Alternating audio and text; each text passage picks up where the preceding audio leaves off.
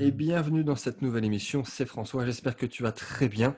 Après quelques semaines d'absence, j'en suis désolé, bon, si tu as suivi de près ou de loin, enfin même de loin, parce que bon, c'était quand même une activité très prenante. On a terminé très récemment donc, notre levée de fonds. Je fais une petite parenthèse parce qu'en plus on a un invité de marque, mais je fais cette petite parenthèse. Donc merci beaucoup à tout le monde. On était un petit peu sous l'eau, mais bon, quand même, on a levé 15 millions en quelques semaines pour notre gros bébé Lord Token qui va être lancé en tout début d'année 2022. Donc voilà, je reprends un petit peu d'oxygène sur les différentes activités parallèles et surtout voilà, j'ai délaissé depuis, je crois, le mois d'octobre les podcasts. Donc là, on reprend et on reprend d'une très, très, très belle manière parce que je suis aujourd'hui avec un invité. On va parler de nombreux sujets, mais qui ne sont pas techniques. Alors, on pourra peut-être rentrer dans la technique à un moment donné, mais c'est des questions que je voulais aborder, mais même avec lui aussi depuis fort longtemps. Ça fait un petit moment qu'on parle de faire un podcast ensemble et surtout des notions comme l'éducation, la spiritualité. Notre invité a écrit plusieurs ouvrages, on va en parler bien évidemment, et ça va être une discussion entre deux entrepreneurs sur des notions qu'on n'aborde pas souvent sur la chaîne, mais qui me tiennent à cœur. Donc, on accueille aujourd'hui Alexandre. Alexandre, bah, merci d'avoir accepté l'invitation. Est-ce que tu peux te présenter en 30 secondes? Eh ben, avec plaisir, merci François. Du coup, je m'appelle Alexandre Baé, je vais sur ma trentaine et je suis développeur, concepteur de l'orientation intrapersonnelle, qui est une méthode clé en main pour se comprendre et se réaliser et qui me permet aujourd'hui d'accompagner et de former des professionnels de l'éducation et de l'accompagnement. Et puis en parallèle, comme tu disais, j'ai écrit 4 livres, essentiellement pour résumer ces méthodes et je sors le cinquième là dans quelques jours pour sur une laïcité active pour aller éveiller les consciences, dans l'école. Parce que je suis persuadé qu'il y a beaucoup d'enjeux aujourd'hui et pour moi, tout part de l'école. À qui le dis-tu? À qui le dis-tu? Donc oui, presque 5 livres, on peut le dire, avant 30 ans, c'est quand même beau, dont 2 que j'ai lus, que tu m'avais envoyés. Parce qu'au final, on se connaît quand même depuis fort longtemps. Au début, tu me suivais de loin, tu as été client, et après tu étais même venu à Montpellier pour faire, une interview et Mmh. donc j'ai lu, entre autres, l'orientation intrapersonnelle que je conseille, même à mes clients, proches, à mes clients que j'accompagne sur des offres particulières. Et alors, il y a très peu de livres que je conseille et encore moins des franco-français, mais ton livre «L'orientation intrapersonnelle», je le conseille en général au début du processus d'accompagnement.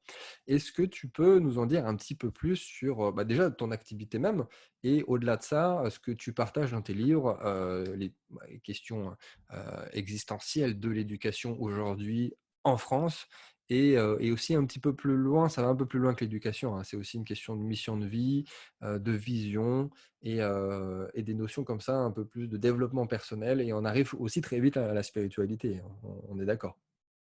Exactement.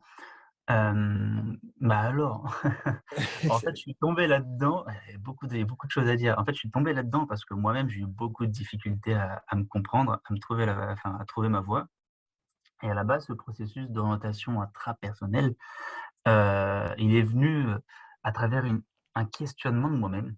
C'est simplement, je cherchais quoi faire de ma vie, comme dit, ça fait un moment que je te suis de loin, je crois que c'était 2017, si je me souviens bien oui. et en fait, bah, suivre un peu ce que tu fais et puis, tes podcasts et cetera, c'est en même temps ce qui m'a un peu construit en tant qu'entrepreneur parce que, bah, comme on dit souvent, on n'est pas entrepreneur, il faut le devenir et puis, à mon Clairement. âge, je suis pas encore devenu à 100. J'ai encore beaucoup de choses à apprendre, heu et en fait, donc j'ai compris qu'au final, pour trouver sa voie, il fallait déjà se trouver soi.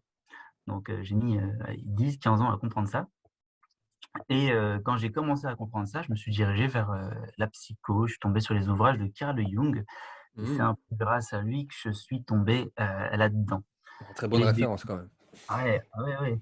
Alors, il y a plusieurs courants, on rejoint pas Jung. J'ai échangé avec des masters en psycho qui rejoignaient pas forcément, mais moi je trouve qu'il a une approche très intéressante justement parce qu'en fait, il fait le lien entre, bah, justement la psychologie, l'étude de l'être humain et le côté spiritualité, puisqu'il a mis en avant, ce fameux processus d'individuation que moi j'ai repris dans mes ouvrages où, en fait, il décrit un peu la vie comme une pièce de théâtre où il y a 5 grands actes et puis on traverse ces 5 actes qui, heu, qui sont en fait le processus d'individuation, un processus pour, se construire. Hem Et donc du coup, bah, l'orientation intrapersonnelle repose simplement sur ce processus où, bah, tiens, je vais prendre conscience que ce que les gens, autour de moi, ce que mon environnement veut que je devienne, c'est pas forcément la personne que je veux ou que je dois devenir. Mmh. De cette prise de conscience, je vais rentrer dans un temps où je vais me questionner, cette fameuse crise identitaire, cette fameuse même quête identitaire où, bah, au final, qui je suis, qui je veux devenir. C'est pas Allons-y. Alors simple, on a 4 heures. Parce que c'est c'est ça, vraiment. c'est-à-dire que tu prends le problème à l'envers. Bah, c'est pas le problème à l'envers, c'est comme ça qu'on va le prendre au final, c'est d'essayer d'abord de révéler son identité pour ensuite trouver sa voie.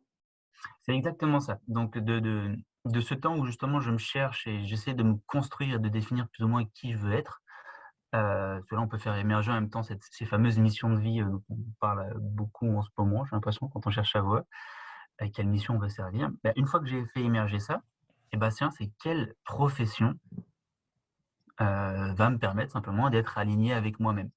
Et c'est pas forcément moi j'utilise ça dans l'orientation avec enfin à partir du collège, d'ailleurs je fais un jeu sur le sujet, pour les collèges qui va sortir d'ici l'année prochaine Ouais.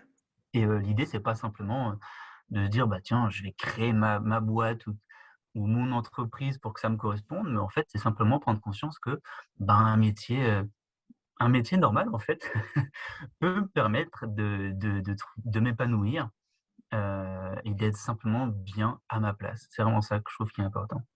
Oui, alors c'est sûr, tu mets pas de barrière. Ça me fait penser d'ailleurs, à une citation que j'ai partagée il y a pas longtemps sur Instagram, qui était un petit peu virulente, vis-à-vis du salariat. Bon, c'était volontaire, c'était justement pour aller chercher,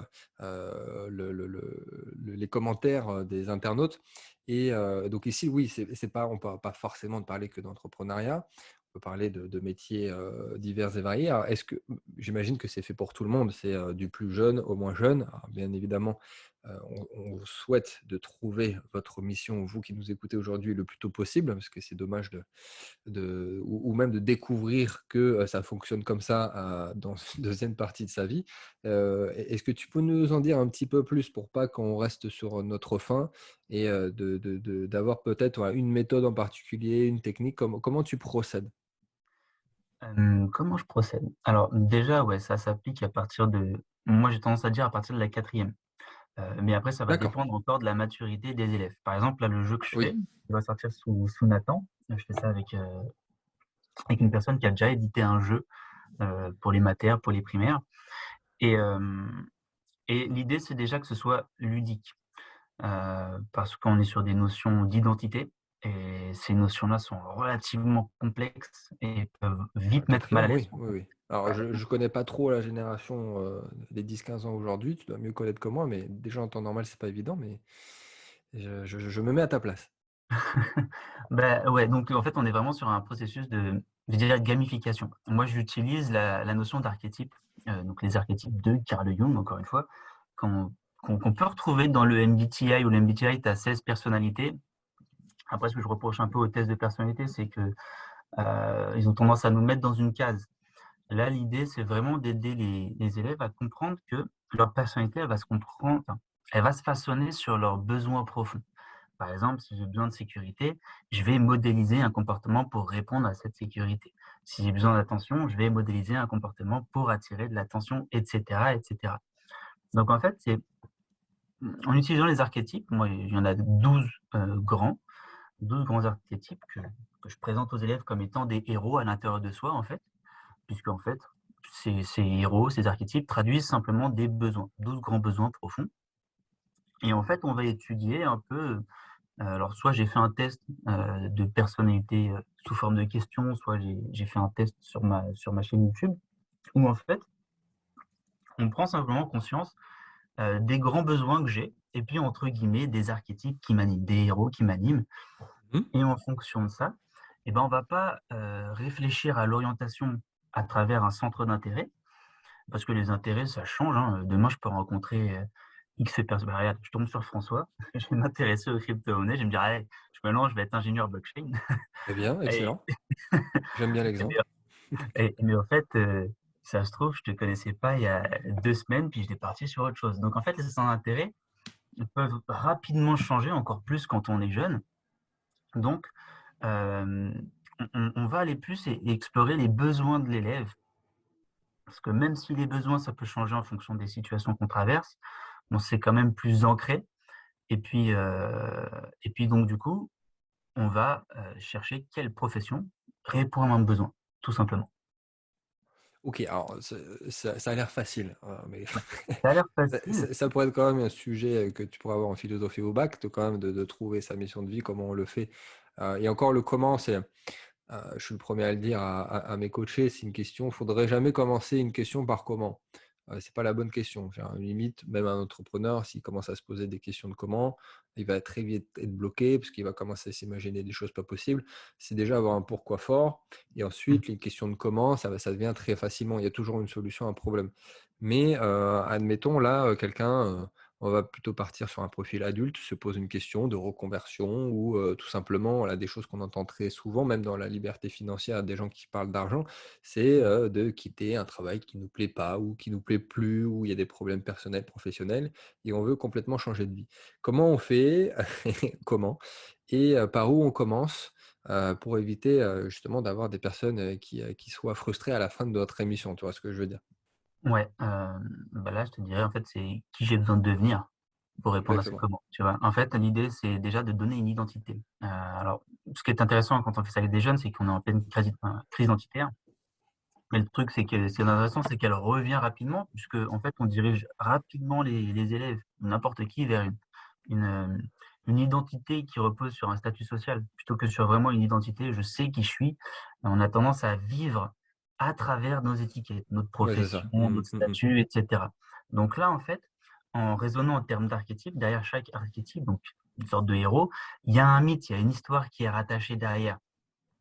Par exemple, je te prends, tu un archétype qu'on nomme l'innocent.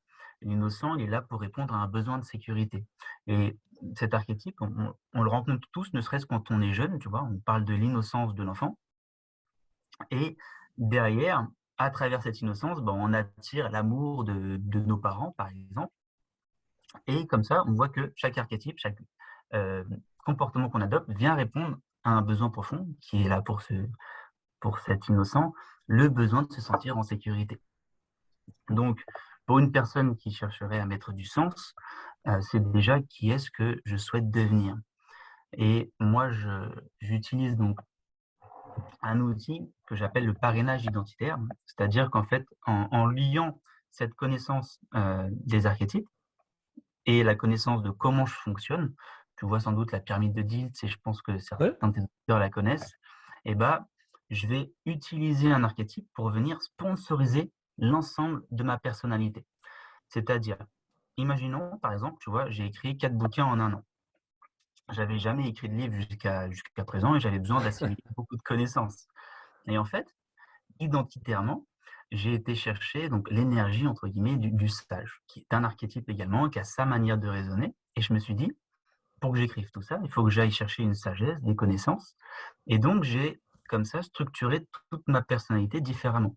Quelles seraient les croyances, les valeurs d'un sage? Quel serait son comportement au quotidien? Et cetera et cetera. Ce qui permet de, bah, simplement de mettre en place une nouvelle routine de vie pour avoir des résultats qui collent plus à ce qu'on attend et et du coup, être en aligné tout simplement entre mes désirs et ce que je vais réellement faire au quotidien. D'accord, OK. Voilà un peu le process. Alors oui, alors c'est sûr que sur le process, c'est être un petit peu plus long dans la réalité. Alors Voilà, oui, ça me fait penser à plusieurs choses à dire. La 1re, c'est qu'effectivement, pour revenir sur un point que tu as mentionné tout à l'heure, c'est souvent, les gens se méprennent et vont vouloir un résultat, heu, vont vouloir et dans vouloir, il y a enfin le avoir et souvent même, vont regarder ce que les autres ont pour revenir encore sur des sujets, qu'on aborde souvent ici, c'est, voilà, je veux faire autant d'immobilier que lui, je veux avoir les mêmes résultats que lui, il a fait plusieurs millions dans son entreprise, il a fait plusieurs mmh, millions en crypto et en fait, c'est pas le comment ou ce qu'on doit faire et c'est pas le avoir, c'est quelle personne on doit devenir quelle personne on doit, se transformer et devenir un nouveau nous pour y arriver. Si on Bah, c'est reste la impossible. si on reste la même personne et on veut ces choses qu'on n'a jamais eues, ça va jamais fonctionner et encore pire, ça peut amener énormément de frustration, de colère, des émotions négatives et à l'inverse, c'est se apprendre à devenir une nouvelle personne, avoir un cheminement. Alors c'est le fameux chemin qu'on retrouve, dans beaucoup de citations inspirantes, mais c'est apprendre à devenir une nouvelle personne pour ensuite être prêt à avoir ces nouveaux résultats, ces nouveaux objectifs et être beaucoup plus dans la technique. On est d'accord? Bah, c'est exactement ça, c'est un peu le principe, je voudrais faire plus de sport, bah, faut pas vouloir faire plus de sport, faut devenir un sportif. Je voudrais lire plus de livres, faut devenir un lecteur. C'est Tout ça, c'est part ça. de qui je suis. Après, alors moi, par exemple, quand je vais coacher, tu me donneras ton avis, mais des gens, alors, déjà globalement, on vient me voir souvent pour la technique et ça va être au final l'inverse qui va se passer, ça va être 80 de développement personnel, professionnel, d'état d'esprit, vous appelez ça comme vous voulez pour, prendre des mots français et ça va être énormément de travail sur la personne. Il y a un exercice que je fais, alors je prends des exercices que j'ai retrouvés chez les meilleurs coachs de la planète ou des exercices que j'ai inventés moi et il y a un exercice qui est très, très, très simple d'ailleurs, qui tient sur le papier, sur, une demi-feuille que j'appelle la pyramide de l'alignement, où on commence d'abord par les bases d'une pyramide et on remonte progressivement sur, des niveaux de plus en plus terre à terre et des choses qui sont très concrètes et en bas, il y a nos valeurs, par exemple.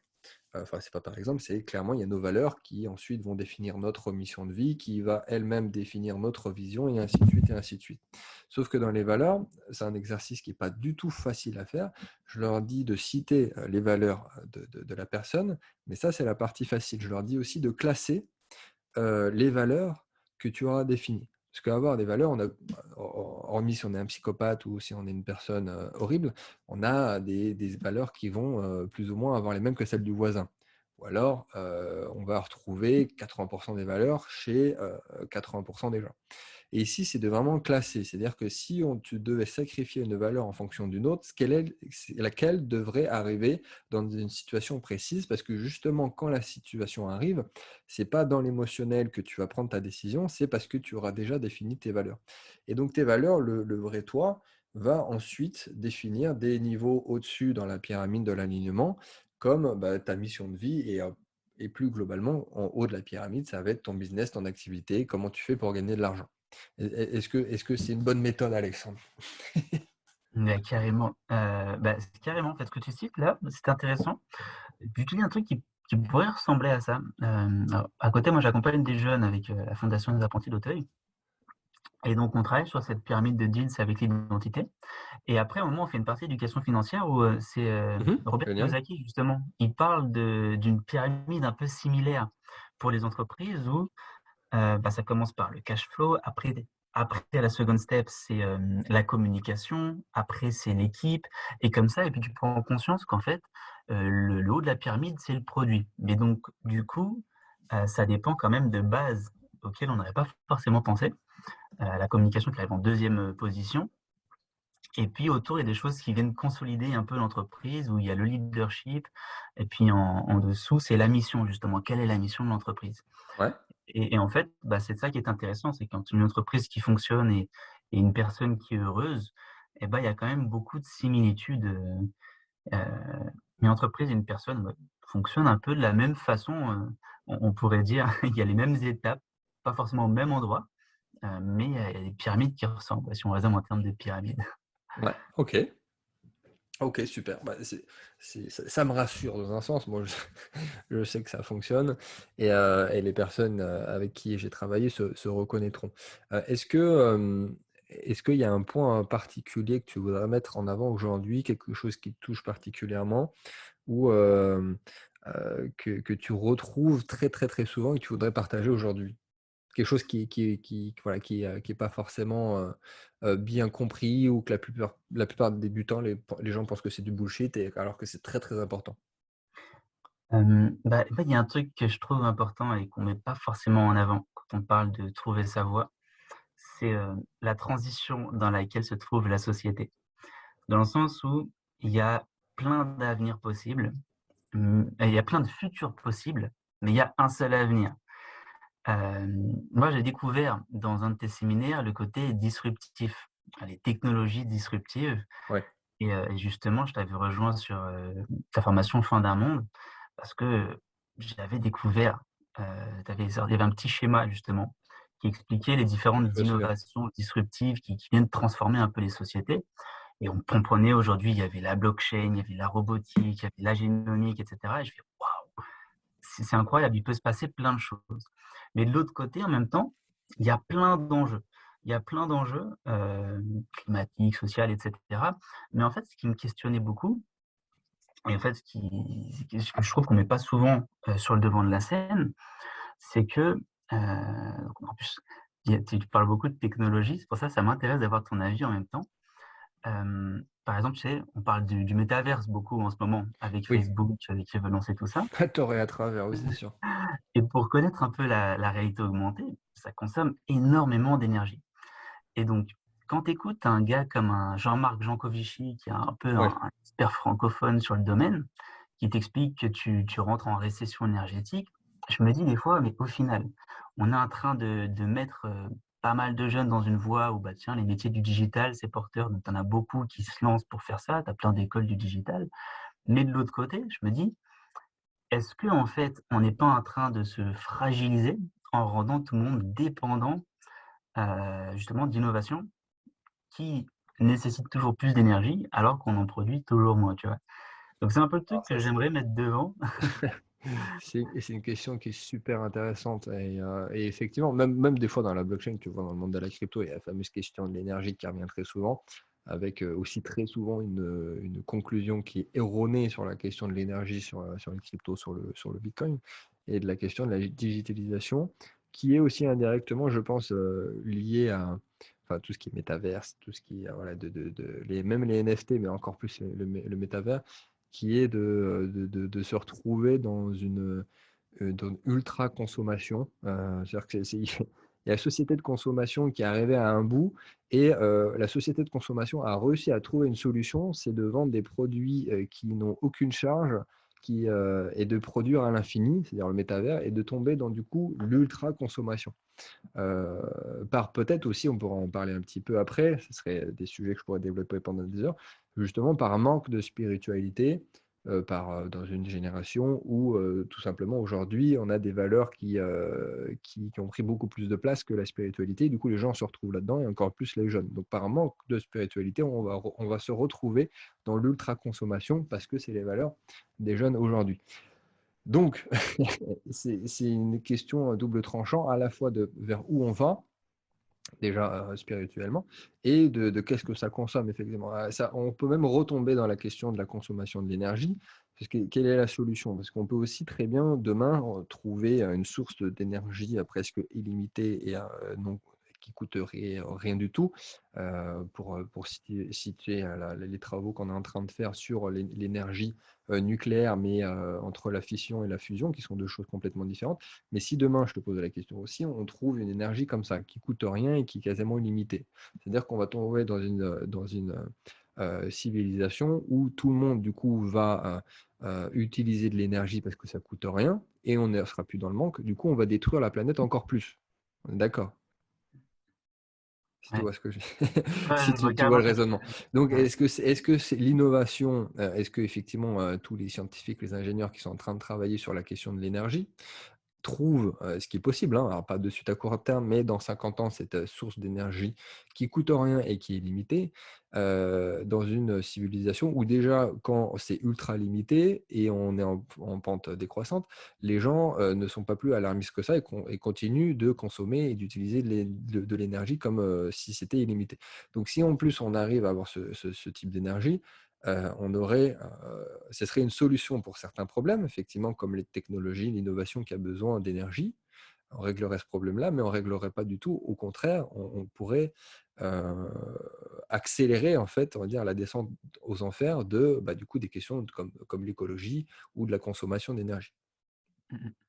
Donc, c'est des sujets qui sont ultra importants et qui, effectivement, posent d'autres questions. Et pour revenir d'ailleurs à la mission de vie, alors il y a des choses la mission de vie, ça peut être effectivement vouloir changer le monde, avec des valeurs de contribution très importantes, un peu à la Elon Musk où le mec en a rien à faire de gagner de l'argent et dès qu'il gagne un dollar, il le réinvestit derrière dans une autre société.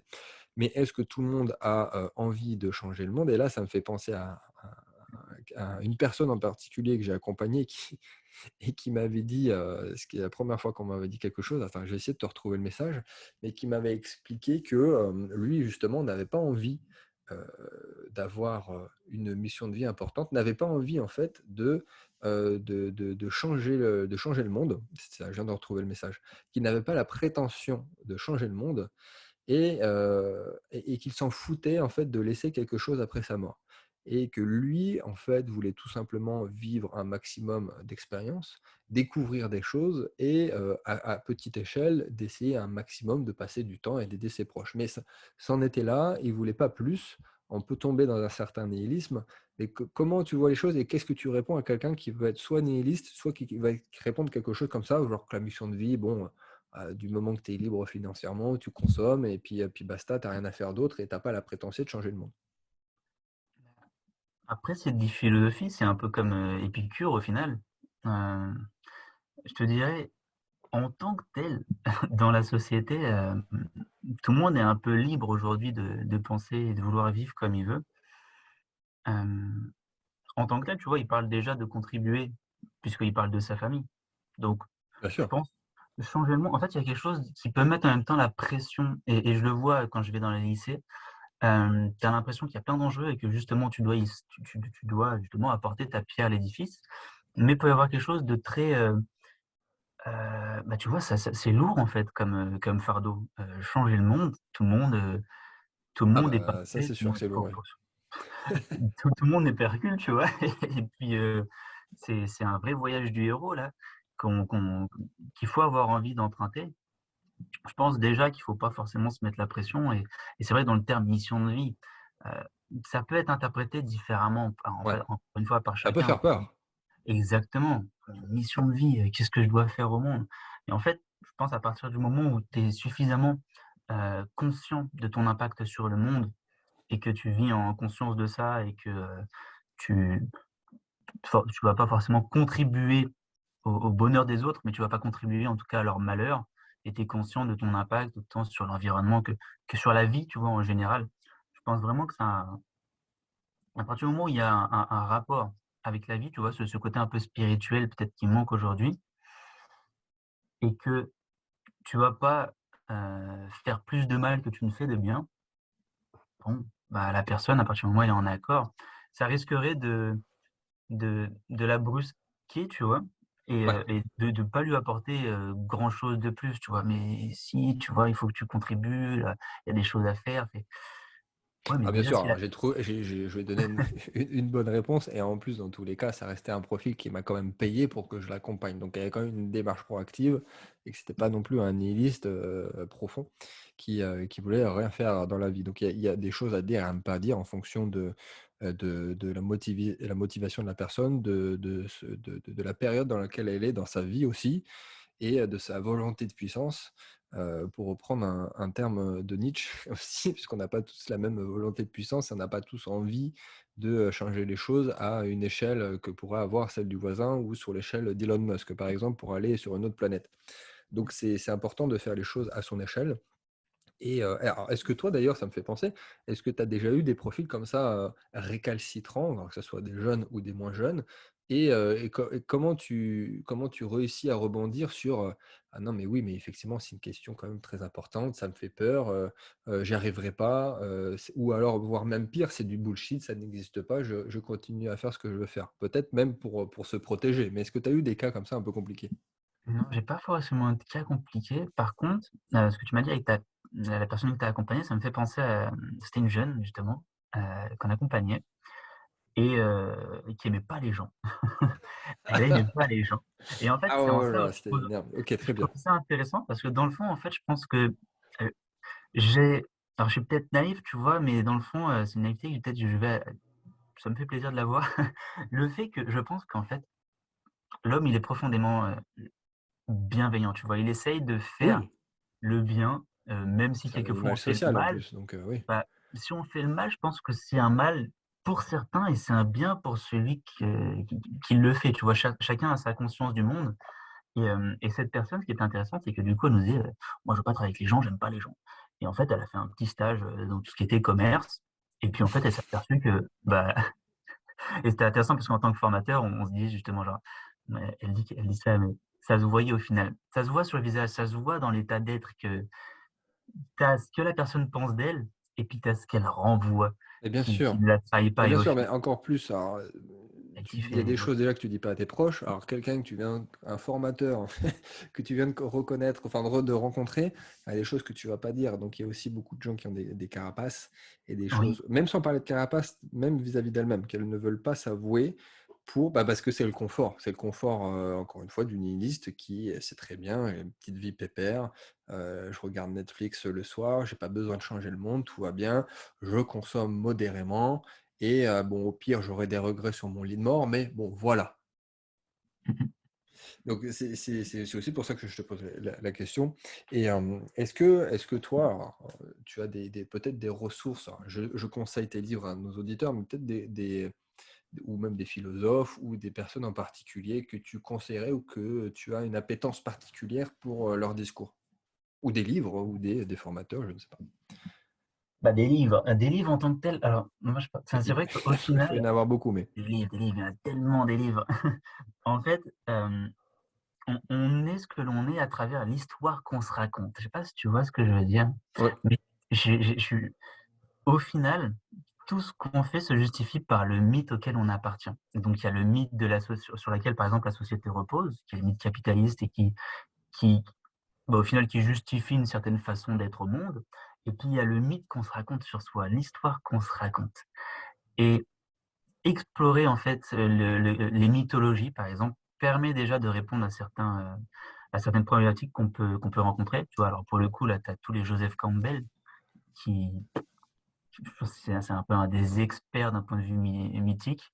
On apprend plein de trucs sur les films en même temps, parce que Campbell, il a participé un peu à l'écriture de George Lucas, et de Star Wars, très intéressant. Et puis en fait, il y a un livre qui s'appelle, il me semble, c'est, Mythologie et développement personnel, un truc comme ça. ouais. Les mythes pour se construire, je crois que c'est ça. Et là, tu vois au final que, bah, ouais, l'être humain, il repose sur des mythes et des rituels. Et ce qui est intéressant, c'est qu'aujourd'hui, dans la société, on a perdu un peu ce rapport avec la mythologie. On a déritualisé le quotidien en quelque sorte et Exactement. on est autant en quête identitaire parce qu'on marque plus le passage de l'enfance à l'âge adulte, mais on marque rien du tout puisqu'au final, la culture, elle est un peu dépersonnalisée aujourd'hui. Hem, D'ailleurs, je pense que c'est un peu vicieux sur le long terme tout ça, parce qu'on a du mal à se retrouver dans le Oui, je monde, suis d'accord avec toi, oui. pas ses repères.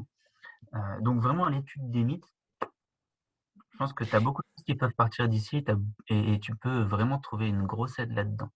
D'ailleurs, ça c'est exactement ce que j'ai dit à quelqu'un il y a pas longtemps, c'est que la perversion du développement personnel, surtout celui, des années, 80-90-2000 à la Tony Robbins qui disait que on peut absolument tout devenir, c'était qu'une question de choix, de volonté, ce qui est indirectement, vrai, mais qui est partiellement faux parce qu'il manque beaucoup de choses. C'est-à-dire que oui, OK, tu peux, c'est toi qui décides, c'est toi qui fais tes choix et c'est toi qui fais ton propre chemin et tu peux devenir, ce que tu souhaites être, hein. Pour le coup, moi-même, je viens de tellement loin que, je confirme, c'est dire.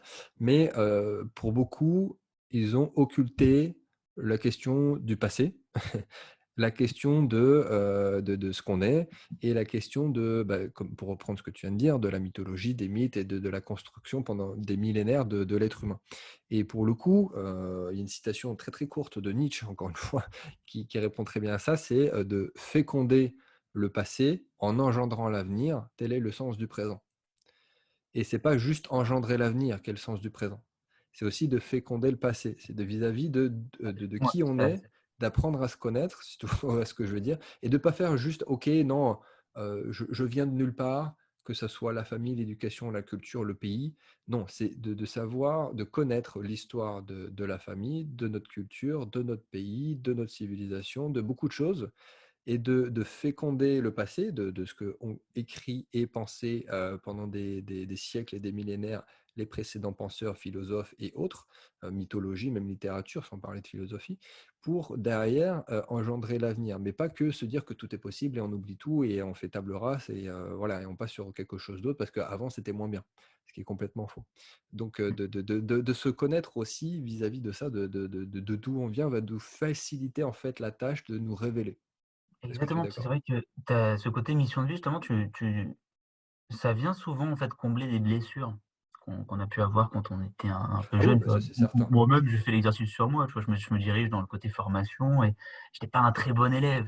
Donc dans le fond, si je faisais une psychanalyse, je me dirais genre: «Ouais, je suis ça, mais je viens mettre une blessure, j'étais pas un bon élève, j'ai peut-être Ouais, ouais, l'arrogance», ouais, ouais, et ouais. cetera. Mais on vient tous un peu mettre de la pommade sur les choses du passé. Ce qui est important, c'est simplement d'en être conscient, heu et puis de se construire en conscience de ça justement. Parce Non, mais qu'il y a des gens clairement, qui tiennent tout les tous à son échelle. Alors, il y en a, c'est plus ou moins dramatique. J'ai des exemples dans les personnes de mon mastermind où c'est vraiment dramatique et forcément, il y a un changement de vie, une mmh, remise en question totale et on va vouloir aider des gens. Moi, voilà, c'était pas dramatique dans mon histoire, au contraire, hein, il y a pas et c'est pas extraordinaire, mais il y a quand même une remise en question et ça fait quand même écho à une histoire familiale et à beaucoup de choses, bien évidemment. Bien évidemment. Ça me parle beaucoup ce que tu dis. Et est-ce que tu voudrais, faire, voilà une petite parenthèse sur l'importance de peut-être de la spiritualité, dans un monde qui est de plus en plus, bah, peut-être anti-spirituel dans le sens où voilà, surtout l'avoir avant avant l'être et pourquoi c'est important de tomber dans la spiritualité et même pourquoi au final les plus grands, entrepreneurs ou même les plus grands scientifiques qui sont pour le coup très cartésiens, ont besoin de spiritualité et pourquoi même dans l'histoire, de notre civilisation, la spiritualité est très importante et là, ça me fait beaucoup penser à ce que disait Dostoïevski il y a 2 siècles, puisque c'est, heu, c'est des 200 ans de Dostoïevski pour le coup et qui en parlait déjà il y a 2 siècles et qui fait énormément écho à ce qu'on vit aujourd'hui. Bah, tu as une phrase qui résume la chose, c'était Yann Arthus Bertrand qui disait, «La révolution écologique sera spirituelle ou ne Ouais. sera pas». Donc on en est à là, ça résume tout. Après, en tant que tel, je te en fait, la spiritualité, heu, c'est la source, c'est la base de tout ce qu'on fait. Alors derrière, ce qui est intéressant déjà, faut dissocier spiritualité et religion.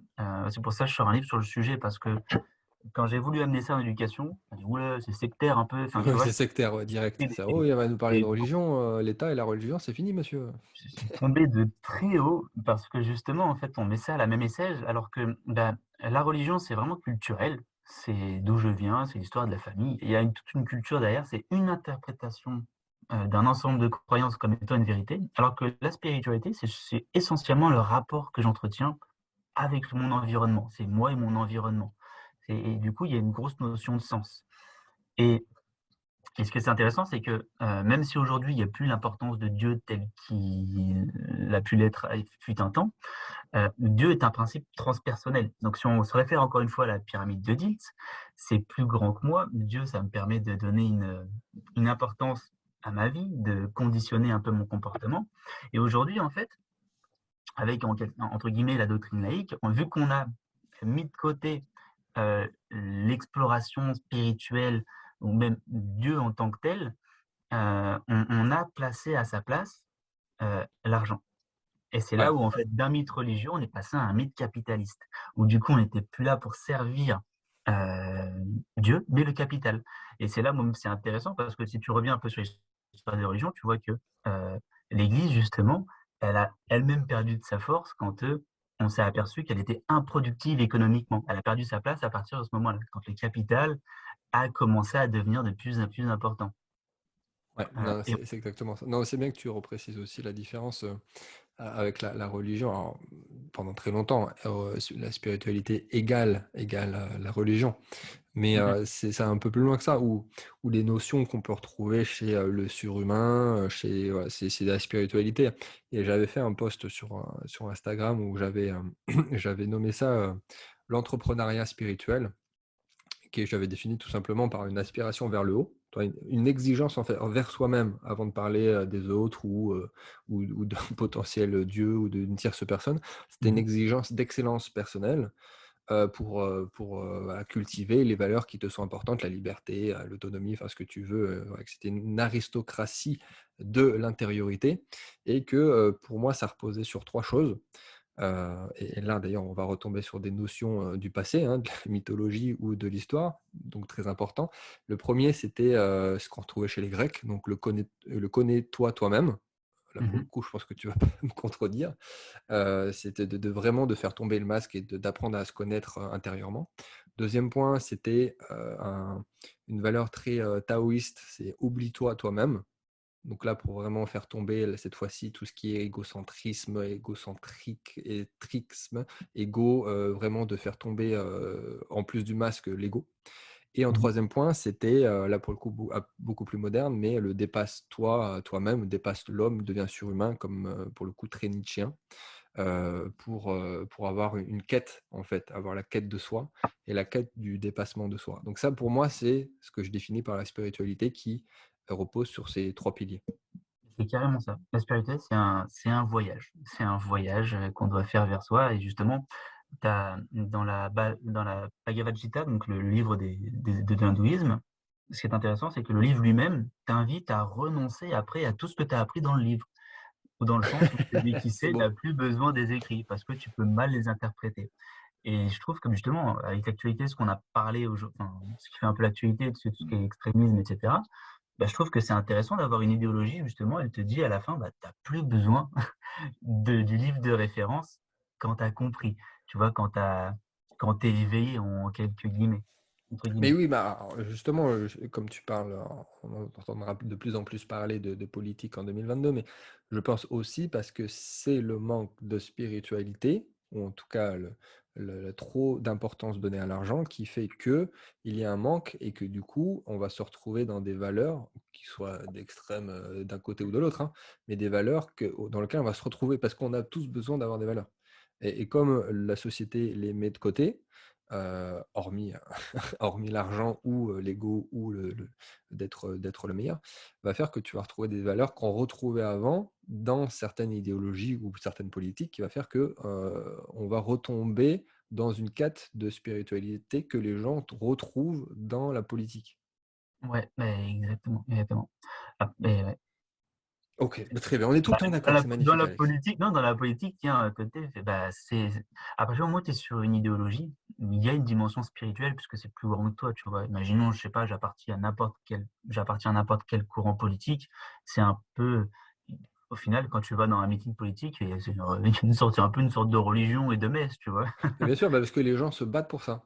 Et c'est Ouais, exactement ce qu'on exactement, ça donne retrouvait, du bah, sens. auparavant, parce que les gens se battaient avant pour une religion ou se battaient pour des valeurs, pour une certain idéal de l'homme ou de la femme.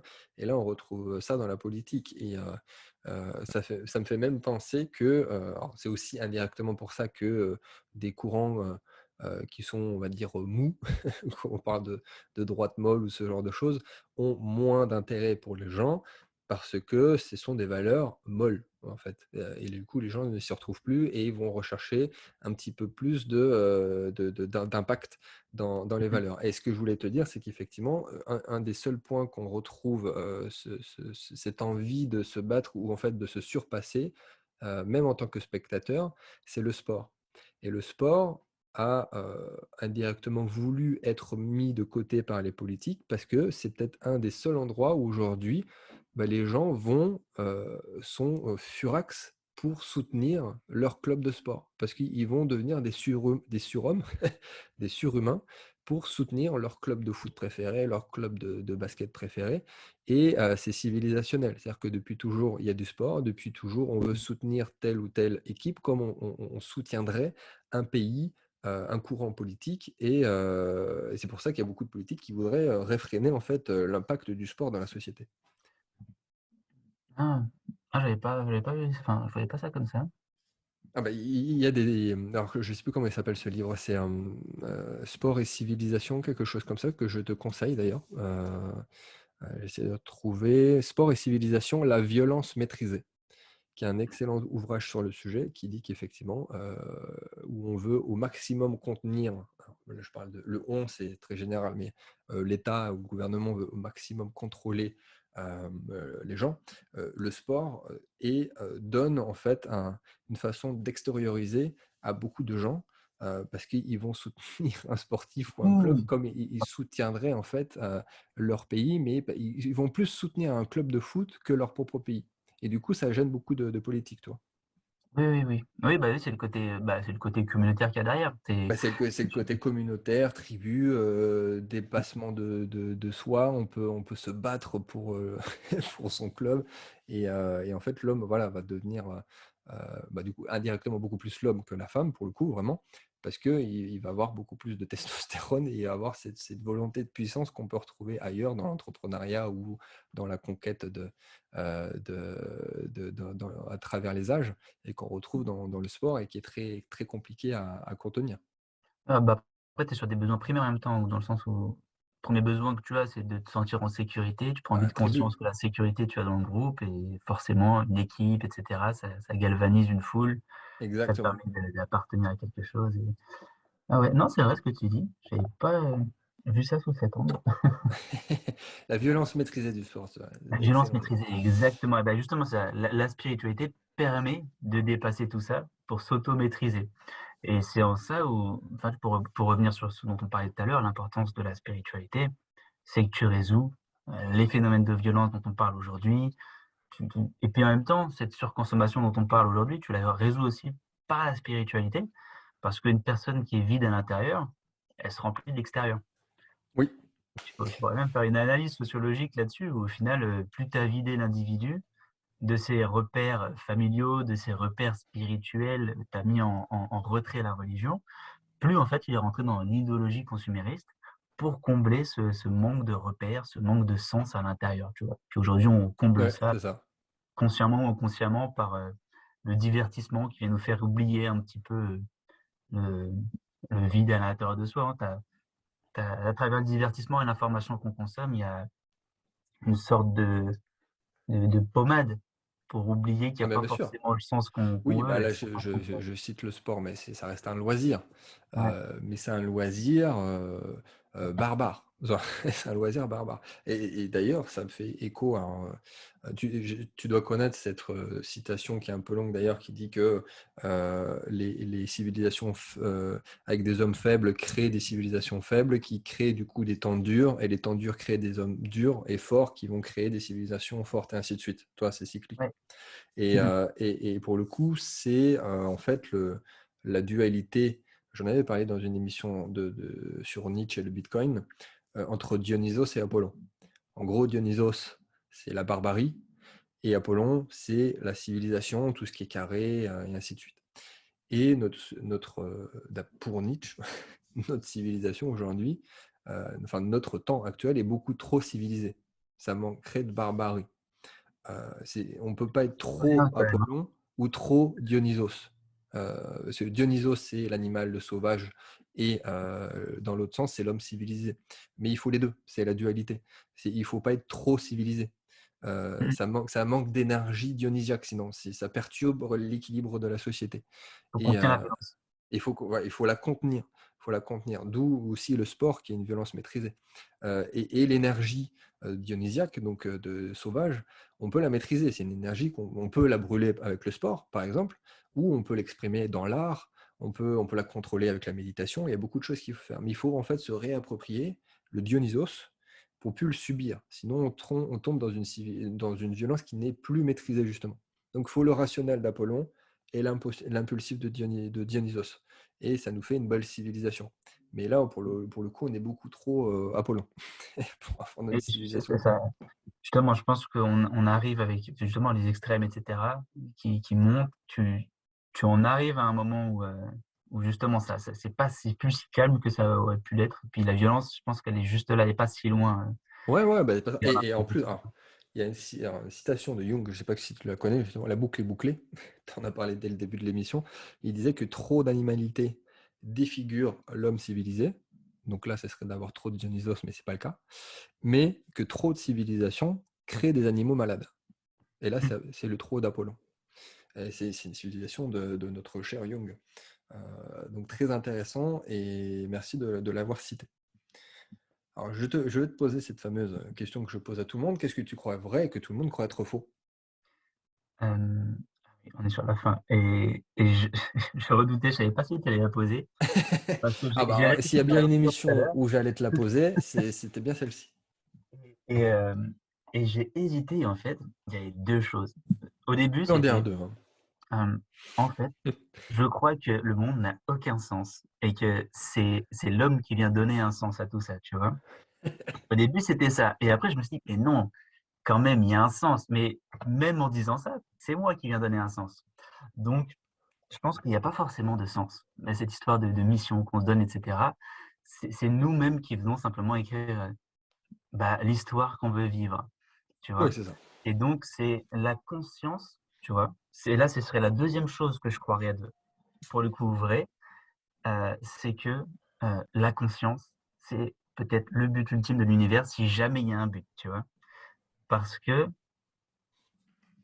bah, c'est nous qui venons interpréter et donner un sens à la nature, tu vois? On a une responsabilité sur celle-ci et si on regarde à travers les âges, à travers les évolutions, bah, on dirait que tout a été fait ou tout en tout cas, essaye de faire en sorte qu'on ait simplement une plus grande conscience des choses. Donc je pense que si, en tout cas, il y avait un but, d'un côté, c'est simple, je suis le cul entre 2 chaises, j'ai l'impression qu'il y a pas de sens du tout dans le monde et de l'autre côté, j'ai l'impression que le sens absolu, c'est d'aller vers une plus grande conscience.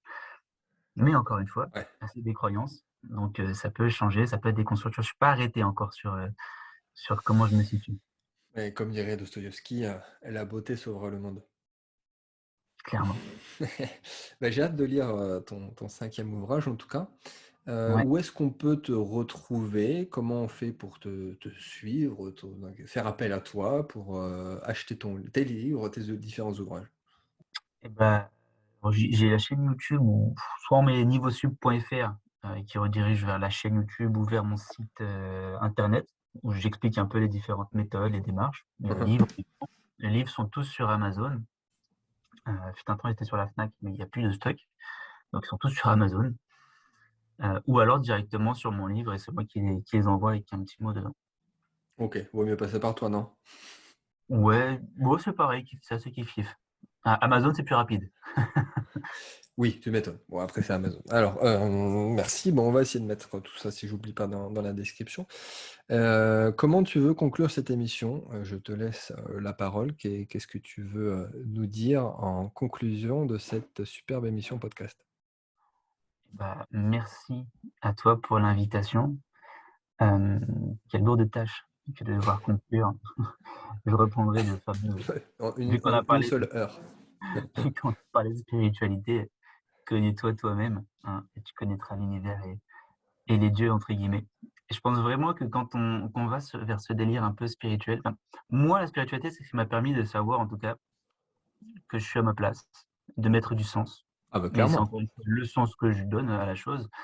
Et je pense que vraiment si on remettait un peu plus de spiritualité, qu'on s'interrogeait sur les mythes qui nous animent personnellement, mais les mythes en même temps sur lesquels on fait reposer la société.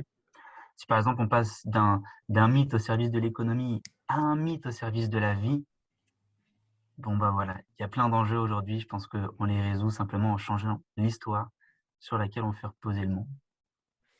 Très belle conclusion. Merci beaucoup à toi, Alexandre et je confirme aussi que c'est ce qui m'a permis de la spiritualité, de donner du sens.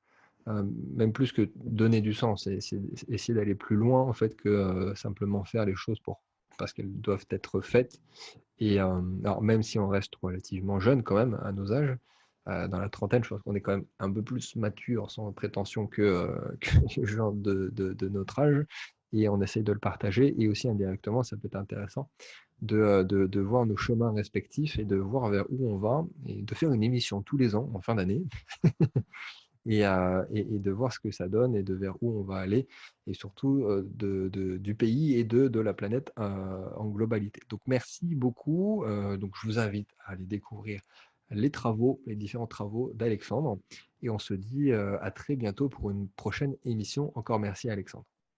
Merci à toi.